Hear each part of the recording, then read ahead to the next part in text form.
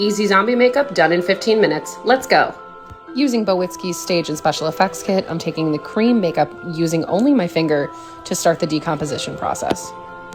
Start to sync your eyes, your lips, and your neck and your cheeks with yellow and red. That'll start to give some really creepy texture to your skin.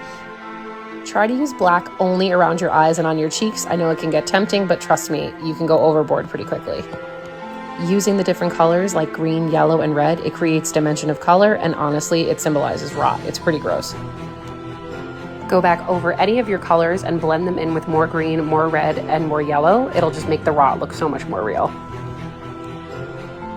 Time for my favorite part, blood. Using your brush, you can draw straight lines and then stipple them with your stipple sponge to make them more realistic. There's so many ways to do cuts and injuries. The sky's the limit, guys. Go for it. Add some last final contours with the darkest of black that you've had for the entire makeup. You want to accent this and make sure that it is defined and that your features are sunken in as much as possible. Mostly the cheeks, and try to get the neck as well.